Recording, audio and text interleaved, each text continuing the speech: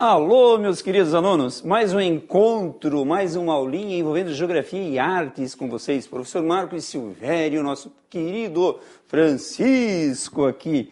Hoje nós vamos trocar muitas ideias. Eu peguei dois temas que são muito polêmicos. E eu tenho certeza que alguns professores já trabalharam esse tema. Professor, mas o professor de Química trabalhou, o Cornélio trabalhou, Biologia trabalhou. Querido, não importa. Vale a pena lembrar que Enem é interdisciplinar. Um assunto puxa o outro. Então peguei dois temas muito bacanas de serem discutidos, muito amplos e requer uma grande pesquisa, um grande momento de estudo em cada uma das questões. Tranquilo? Então nós vamos para a primeira questão, mas antes de entrarmos na primeira questão, quero fazer uma geral sobre os dois assuntos. Depois duas questões tranquilinhas fazendo com os senhores. Vale lembrar, Caderno Azul 2011 Enem. Está lá, procura, dá uma olhadinha, tenta resolver depois, pesquise, vale a pena. Então vamos lá, na aulinha de hoje nós vamos abordar lixões e aterros sanitários. Opa! Lixões e aterros sanitários. Quem acompanhou pela mídia, pela televisão, viu que o Congresso Nacional postergou uma lei federal sobre a construção de aterros sanitários. Opa! O que é um aterro sanitário e o que é um lixão? Mas antes de entrarmos num aterro sanitário ou lixões, eu quero que você escreva. E eu já pedi para você escrever lá, ó, plano diretor. Toda e qualquer cidade brasileira, olha só, com mais de 20 mil habitantes, tem que ter um plano diretor. Olhando para o prof, por favor.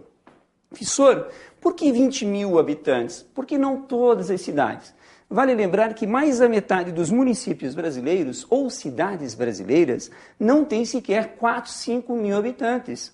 Ou seja, não seria necessário para todas? Seria, mas pegaram cidades médias para frente para que se tenha um plano diretor. O que é um plano diretor? É um planejamento que o município faz em relação ao uso do solo. Pessoal, mas por que esse plano diretor em relação ao uso do solo? Vamos lá. Em geografia, você não pode separar atmosfera, vegetação, recursos hídricos, solo, relevo. É um conjunto. E quando nós falamos em uso dos solos, quero de novo na telinha aqui com os senhores, para que o senhor não esqueça que quando você estuda qualquer paisagem, eu tenho essa interseção aqui de uma esfera, uma segunda esfera, uma terceira esfera. Opa! Em uma das esferas eu tenho a atmosfera. Na outra eu tenho a geosfera. E na outra esfera eu tenho a hidrosfera. Professor, e a interseção dessas três esferas, isso aqui é muito importante, ó, a interseção das três esferas gera a biosfera. Tudo isso corresponde a um único conjunto. Olha que bacana. Se eu gerar qualquer intervenção, qualquer alteração em uma dessas esferas, opa, alterei a composição química da atmosfera. Vou gerar danos nos solos. Se eu alterar a atmosfera ou a geosfera, vou alterar a biosfera. Se eu alterar a biosfera, vai gerar dano em qualquer uma das esferas. Olha só, quando nós falamos em paisagem, meio ambiente, eu tenho que entender esse processo. Então, quando eu falo uso do solo, se eu tiver um planejamento em relação ao uso do solo, eu vou garantir o quê? Recurso hídrico. Se eu deixar uma área sem desmatar a área, manter uma área verde no espaço urbano, eu vou manter o equilíbrio térmico, o processo da evapotranspiração, ou seja, um conjunto. Mas quando nós falamos em uso do solo, plano diretor, ele vai além. Porque se eu utilizar com planejamento, olha só que palavra linda, de novo. Se eu utilizar com planejamento, eu vou usufruir dos recursos do meio natural, de forma satisfatória, sem comprometer as gerações futuras. Olha o exemplo. Se a cidade de São Paulo, se os municípios da região metropolitana de São Paulo, Grande São Paulo, vários outros municípios do estado de São Paulo tivessem feito um plano diretor bem eficaz em relação ao uso dos recursos hídricos, da preservação das matas ciliares, eles não teriam falta de água na atualidade. O que isso quer dizer? Faltou uma administração, faltou uma gestão de um recurso fabuloso. Só, mas está faltando água, o que a vegetação tem a ver com isso? A vegetação é extremamente essencial para gerar o que nós chamamos de ciclo hidrológico. Eu já expliquei em aulas anteriores para os senhores. Tudo bem? Então, de novo, na nossa telinha, não esqueça desse esquema aqui, ó. Atmosfera, geosfera e hidrosfera, a interseção das três gera a biosfera. Qualquer alteração em uma dessas esferas, eu vou comprometer o meio. Então, um plano diretor, que tem como planejar o uso do solo, tem como objetivo a sustentabilidade nestas gerações e nas próximas gerações. Então, apenas uma introdução e um aprofundamento naquilo que nós já havíamos discutido antes. Uau, tô ficando bom nesse quadro aqui, rapaz, olha só. Gostou, Francisco? Eu achei genial, professor. Gostou? Mas vamos lá, energia, segundo tema de hoje. Queridos, olhando de novo para o professor, deixa eu falar com mais calma, né? Hoje estou meio afobado, meio nervoso, querendo apurar demais o conteúdo. Energia é um dos assuntos mais discutidos na atualidade. Ontem, não sei se foi na Discovery ou algo parecido, eu assisti alguma coisa falando sobre energia no futuro e o petróleo daqui a 40, 50 anos.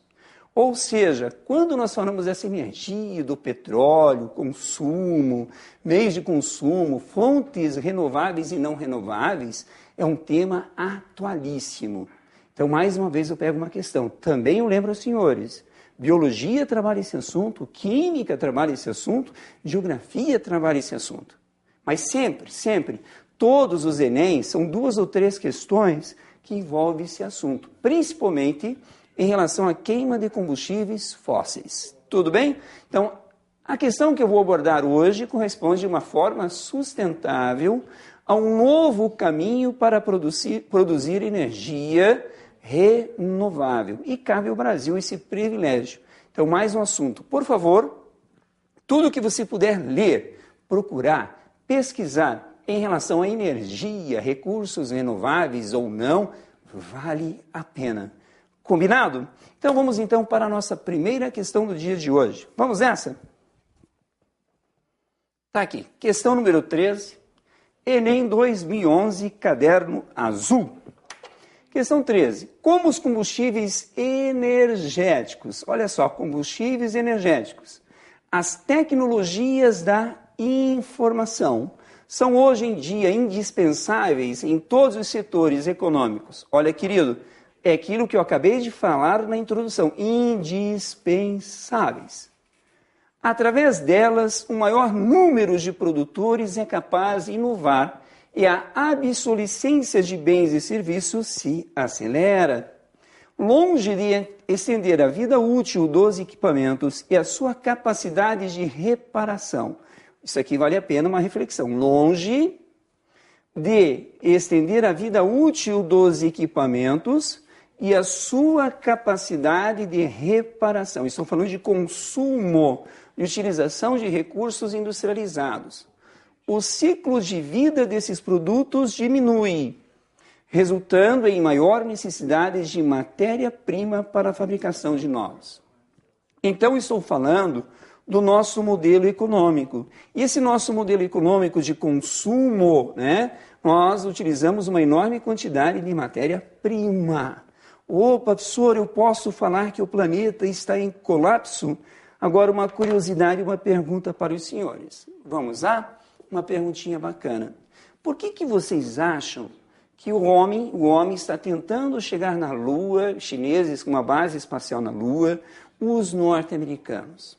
Por que esse desejo enorme de conquistar o espaço? Por que uma base na Lua, uma base em Marte? Muito estranho, né? Por que toda essa pesquisa em relação à estrutura geológica dos oceanos, relevo oceânico, a famosa Amazônia Azul? Interessante, né? Será que é apenas um aspecto de colonização, de ocupação do universo? Eu diria que não. Eu diria que o homem necessita, a cada dia, a cada ano, de mais e mais recursos naturais. principalmente recursos mineralógicos. Porque esse padrão de consumo que nós obtemos hoje, não vai ter como o planeta suportar tanto recursos mineralógicos. Senhor, mas eu posso reciclar. Mesmo assim, a demanda é enorme por esses recursos. Então, o homem está se aventurando para os oceanos, relevo oceânico, para a Lua, para Marte, com este desejo de conseguir mais recursos. Quer falar alguma coisa, professor? Até, professor, é interessante falar que a gente comentou hoje antes de começar, que nós vamos falar hoje de gravura. E na gravura a gente trabalha com vários materiais, inclusive a litografia, que o próprio nome já sugere, litografia, é gravura em pedra. Perfeito. E o que acontece? A pedra calcária, a gente aprende que é a pedra utilizada, essa pedra polida utilizada para fazer a matriz sobre ela, né, da gravura da lito, já não existe mais, já é um recurso que a gente não tem como retirar da natureza, né? Isso que a gente estava comentando. Perfeito. Então, é um recurso que ou a gente aprende a renovar ou cria uma alternativa para ele, ou nós não vamos mais ter como utilizar isso. Né? Entra muito nisso que você está falando. Né? Agora, que interessante. Não é correção, tá bom, professor? É que eu sou um geólogo, um geógrafo muito chato. Para nós, geógrafos e geólogos, falar pedra é ofensa. E a gente já trata como pedra, vai gritar mas tudo pedra, bem, uma brincadeira. Rocha. A rocha. Então, é muito interessante. Olha que bacana esse bate-papo. Uma rocha calcária, aquela rocha utilizada pelas esculturas gregas, romanas, que são mais resistentes, são rochas sedimentares detríticas, químicas e orgânicas. No caso, o mármore? O mármore não. O mármore é outro tipo de rocha. Tá. O mármore é uma rocha que sofreu um processo de metamorfização pela pressão e temperatura. De um calcário, forma-se um mármore. Agora, que interessante. Por que eles utilizam o calcário? Porque é fácil de ser trabalhada. Entendi. Como ela é fácil de ser polida, desgastada, eu faço ali a litogravura, né? Isso, né? A figura, o desenho. Na verdade você faz com lápis gorduroso o desenho sobre a lito, né? Você trabalha você não trabalha o entalhe dela, você trabalha apenas o ato de poder polir para poder reutilizar aquela superfície novamente. Então, né? esse elemento químico que você utiliza marca a face da rocha. Sim. Aí você imprime o papel sobre ele e tira a gravura. E depois você pode reutilizar essa superfície, lixando ela, granitando, que a gente fala, que você cria atrito entre uma pedra e outra, com a própria pedra uma na outra. Que bacana. Então, olha que bacana. Artes envolvendo geologia e geografia. A litografia, que ele vai explicar depois o que é isso, ele vai explicar, não vai? Vou falar sobre a litografia. Falar sobre isso? Sim. Faz uso de uma rocha chamada rocha calcária. A rocha calcária é uma rocha de origem orgânica. Ela formou-se há milhões e milhões e milhões de anos. Muito louco isso. Eu posso trabalhar esse assunto com você? Por favor. É um assunto bacana. Deixa eu voltar aqui. Quer ver? Aqui, tem espaço. Então, olha que coisa louca, né? Então, em milhões e milhões de anos, olha, em antigos oceanos e mares, digamos que isso aqui é um antigo mar e oceano, foi sendo depositado no fundo do oceano uma enorme quantidade de material orgânico. Conchinhas oceânicas, restos marinhos. Esta enorme camada aqui, em milhões e milhões de anos, foi sendo preenchida por novas camadas de sedimentos e o mar deixou de existir. Este material aqui, foi sendo transformado gradativamente numa rocha sedimentar orgânica. Então, uma rocha sedimentar orgânica é um calcário, por exemplo, né? Ou pode ser um carvão mineral. Sim. Né? São rochas sedimentares orgânicas. Se esse calcário, olha que bacana, mais alguns milhões de anos, ficar sujeito a uma enorme pressão, várias camadas sobre ele, e um aumento da sua temperatura, vai sofrer um processo que nós chamamos de deixa eu melhorar aqui. Vai sofrer um processo muito bacana que nós chamamos de metamorfização. Vai ser uma rocha metamórfica. Então, a metamorfização do calcário gera o mármore. Por isso que esses dois componentes, tanto o mármore quanto o calcário, como tem uma enorme concentração de cálcio, estão sujeitos a alterações pela chuva ácida. No caso, o calcário você usa-se na gravura e o mármore na escultura, né? Porque o mármore, a princípio, o que eu tenho experiência é que ele é muito mais resistente. Ele é mais né? resistente. Não, ele é muito mais resistente. Até por ter sofrido essa pressão. Então, isso, em função desse processo de metamorfização. Legal. Muito professor. bacana isso, tipo de rocha. Agora, olha que interessante. Quando eu falei que em tempo, vocês não podem esquecer que nós temos dois tipos de tempo. O tempo histórico e o tempo geológico. Queridos, por favor, então quando nós falamos em formação do planeta Terra, tectonismo, né, formação do universo, não tem nada a ver com o tempo histórico. Então uma rocha calcária pode ter levado 150, 200 milhões de anos para se formar. Sim. O nosso tempo aqui, o nosso tempo histórico, 5, 10 mil anos. Em artes, qual o registro mais antigo em gravuras em cavernas? Neolítico, Paleolítico? 75 mil anos, eu acho que eu tenho... Cerca de 70 mil anos, 70 mil anos por então, aí. olha que interessante, cerca de 70 mil anos. Planeta Terra, 4,5 bilhões de anos. Os dinossauros sumiram há cerca de 75 milhões de anos. Ou seja, colocar uma figura de um hominídeo, de um primata, né? Junto com o dinossauro, só os Flintstones. E olhe lá, né? E olhe lá. Não pode. Mas vamos em frente e a conversa tá boa. Voltando à nossa questão aí. A postura consumista de nossa sociedade indica a crescente produção de lixo. É o texto, né? Aumento de consumo. Principalmente nas áreas urbanas, o que é associado a modos incorretos de deposição. Olha que interessante. Modos incorretos de deposição. O que o texto está falando? O texto está falando que as cidades produzem uma enorme quantidade de lixo dado ao modo de consumo. Hoje, você, aluno que está me assistindo, já produziu alguns quilos de lixo. Então, a cidade tem uma entrada enorme de matéria-prima, a transformação dessa matéria-prima, e nós não utilizamos tudo o que consumimos em termos de entrada dentro de uma cidade. Então, nós produzimos muito lixo. O que fazer com esse lixo? Podemos recuperar esse lixo ou só vamos jogar nos lixões ou aterros sanitários? Então, a introdução da aula que eu fiz aos senhores em relação ao plano diretor ao uso do solo, remete a este assunto. Tudo bem? Vamos para as alternativas.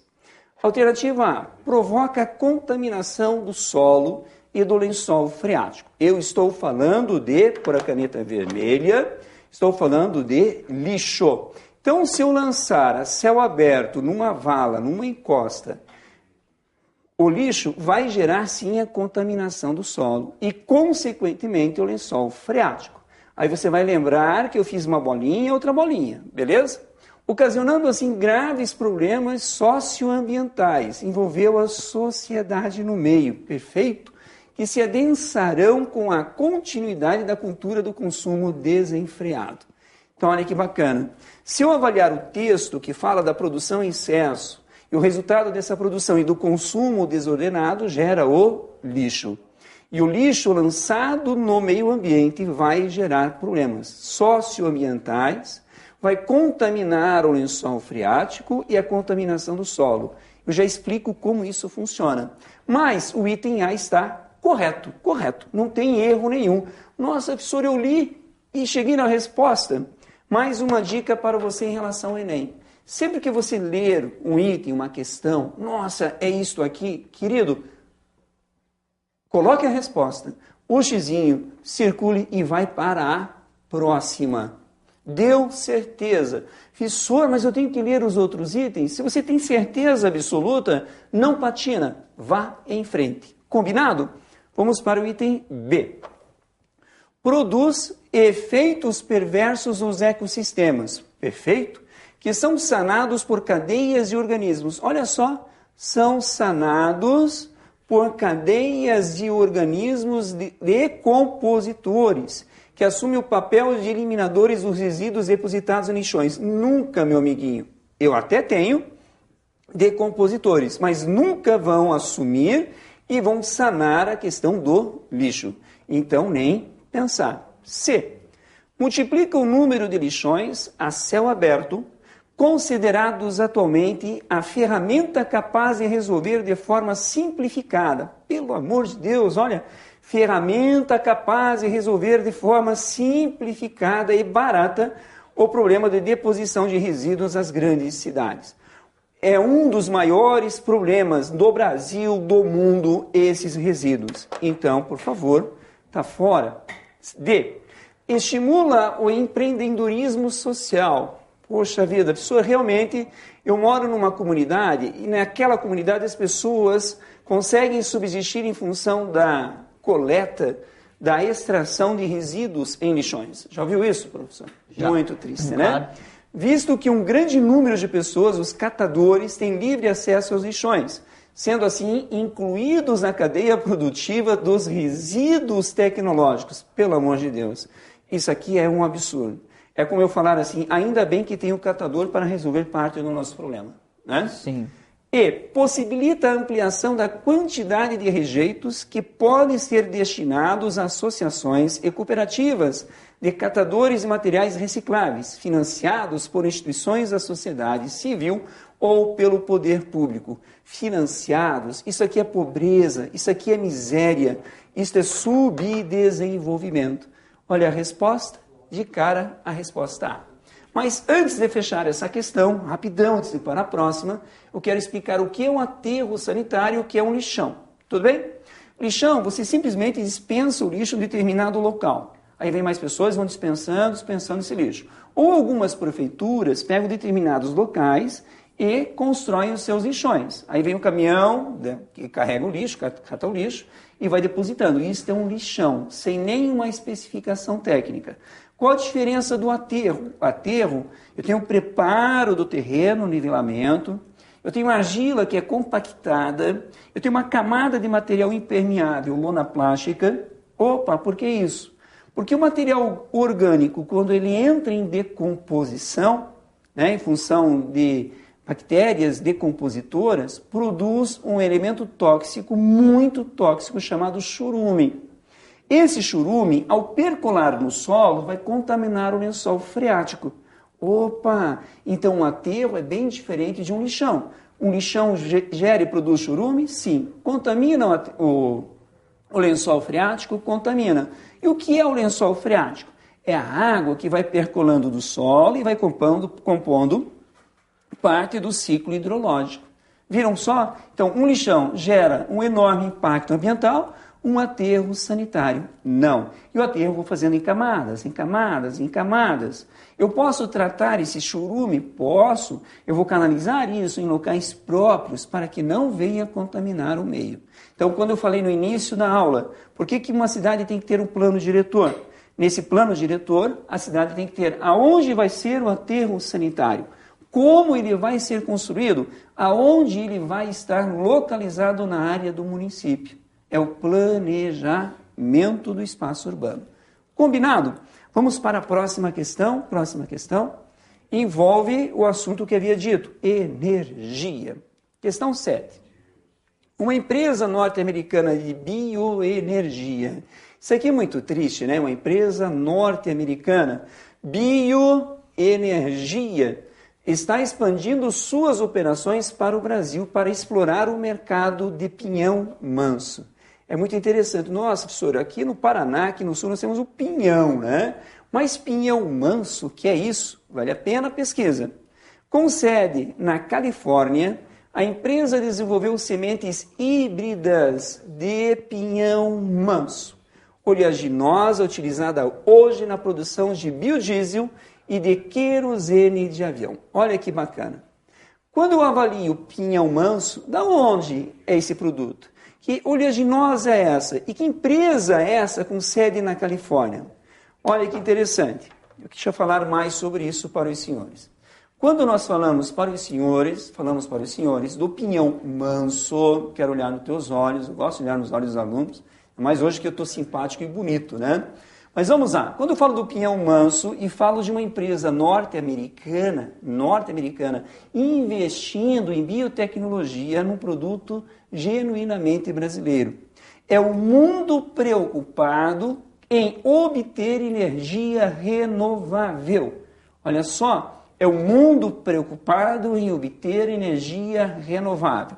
Professor, mas eles são preocupados com a sustentabilidade do planeta? Não, querido. Vou ser bem franco. São preocupados com dinheiro.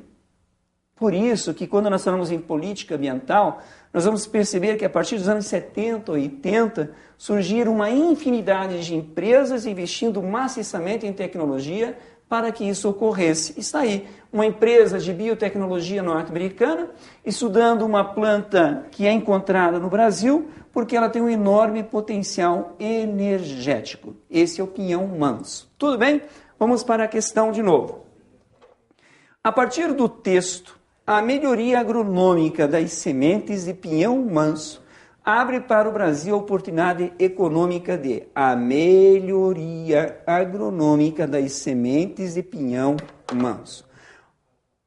Abre para o Brasil a oportunidade econômica de a. Ampliar as regiões produtoras pela adaptação do cultivo a diferentes condições climáticas. Por que eu altero geneticamente uma planta? Vamos lá, de novo olhando para vocês. Por que eu vou ampliar, vou alterar uma configuração genética de uma planta? Eu tenho que ter como objetivo maior produtividade, é óbvio. Segundo, e que esta maior produtividade ela venha ocorrer em diferentes ambientes climáticos ou de solos. Por isso é que a biotecnologia atua maciçamente. Então tem uma resposta bem interessante no A. Vamos para o B. O que tem de diferente no B? B. Beneficiar os pequenos produtores camponeses de óleo pela venda direta ao varejo. Queridos, venda de óleo direto ao varejo, onde o objetivo é energia e onde o objetivo de obter essa energia corresponde ao grande mercado de transportes, né? Falou aéreo no texto. Então, claro que não é venda direta ao varejo. C. Abandonar a energia automotiva derivada do petróleo em favor de fontes alternativas. Olha que bacana, mas está escrito no texto abandonar a energia automotiva derivada de petróleo em favor de fontes alternativas? Não. É uma forma alternativa de ter uma energia sustentável e, claro, rentável. Então, vamos deixar de lado um pouquinho. Baratear cultivos alimentares substituídos pelas culturas energéticas de valor econômico superior. Queridos, eles estão falando em alimento, eles estão falando em recurso energético. Reduzir o impacto ambiental pela não emissão de gases de efeito estufa para a atmosfera, eu até poderia considerar, porque nós sabemos que se é alternativo, por enquanto a palavra sustentável não entra na brincadeirinha. Então, deixa eu tirar alternativo aqui. Então, tenho algo a discutir em relação ao texto. Beleza? Mas só isso? Não, queridinhos. Vamos à resposta e depois eu quero trabalhar mais com os senhores. A resposta, fácil, sei que você já havia acertado, diz aí. Ampliar as regiões produtoras pela adaptação do cultivo a diferentes condições climáticas. Bom, para eu entender essa finalidade do pinhão manso, porque essa empresa na Califórnia, com sede na Califórnia, vem desenvolvendo ela, eu tenho que entender as diferentes paisagens no Brasil e o objetivo desse fator, O pinhão manso é uma planta que resiste a secas prolongadas ou a falta de água. No Brasil nós temos secas prolongadas no Nordeste brasileiro, mas em outras regiões as secas não são tão prolongadas, a não ser no Brasil central de clima tropical típico ou o clima tropical semiúmido. Então, o objetivo é ampliar a produção. Mas eu quero, antes de fechar esse raciocínio com os senhores, explicar dois fatores importantes que estão relacionados à geopolítica internacional. Isso é muito importante, porque nós chegamos hoje a fontes alternativas de energia e chegamos no conceito de sustentabilidade. Tudo bem? Vamos lá. Primeiro, acho que eu vou retornar lá para o primeiro slide, rapidão, primeiro slide. Eu tenho um espaço aí para escrever. Não deveria ter feito isso.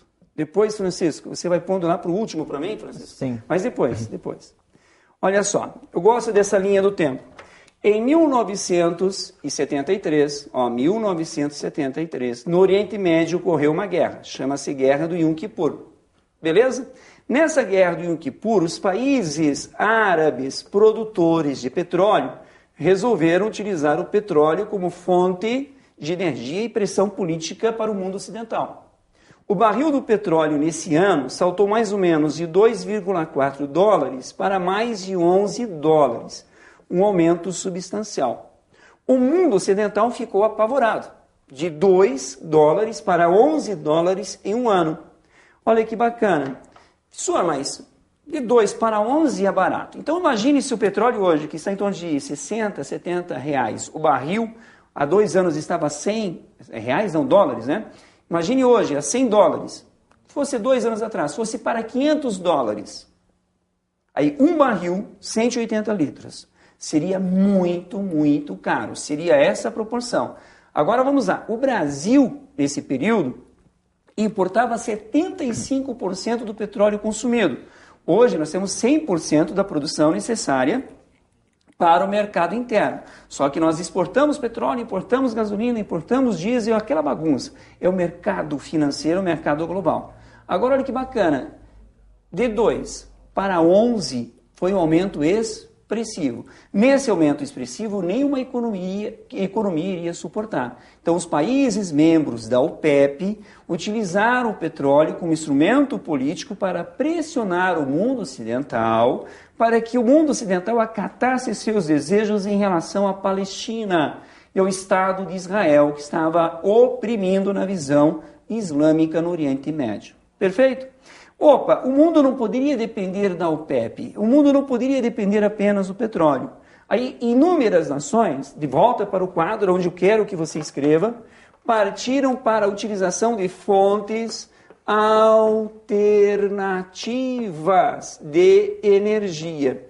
Quando nós falamos fontes alternativas de energia, meu querido, isso não quer dizer que sejam recursos sustentáveis. Pode ser qualquer recurso energético. Aí logo em 73 ocorreu a crise do petróleo, em 75 o Brasil lançou o projeto Proálcool. O Brasil foi um dos países precursores em ter um recurso alternativo e renovável. Olha só, alternativo e renovável. Foi a partir desse momento que o mundo começou a discutir mais, a cobrar mais, a pedir mais e pesquisar mais atrás de fontes alternativas de energia, para que a gente não viesse depender mais dos recursos a partir do petróleo ou do carvão. Olha que interessante, se hoje acabar todo o petróleo no planeta, em termos de produção de energia elétrica térmica, o planeta teria mais ou menos uns 400 anos só com carvão mineral. Então, tem energia, o problema é o recurso financeiro, o retorno, etc, etc. Tudo bem? Pode pôr lá na última, por favor, enquanto fecha o raciocínio. Então, queridinhos, fontes alternativas de energia, recursos renováveis e não renováveis. O Pinhão Manso é esse exemplo que nós temos. Está aqui, ó. Para aprofundamento. É claro, só numa questão não chegamos a lugar algum. Eu peguei várias imagens pela internet. Essa oleaginosa é o famoso pinhão manso. É uma planta genuinamente brasileira e tem um poder na produção de óleo fabuloso. O pinhão manso, Jatropha curcas, isso é para o Cornélio, né? Euphorbiaceae, sei lá. Sou bom pra caraca, né? Uma piada. Tem despertado muito interesse em nível internacional e no Brasil, por seu alto conteúdo de óleo, de 38% a 48% na semente. É o mais rentável das oleaginosas. Então está aqui um exemplo para você entender. Aí eu pergunto para os senhores, no Nordeste brasileiro, nós temos o sertão, o pequeno agricultor. Este tipo de cultivo corresponde a algo impressionante para pequenos produtores, pequenos agricultores. É uma forma sustentável. Meus queridos, a aula foi apurada, foi puxada. Grande abraço. Até daqui a pouquinho com os senhores. Até mais.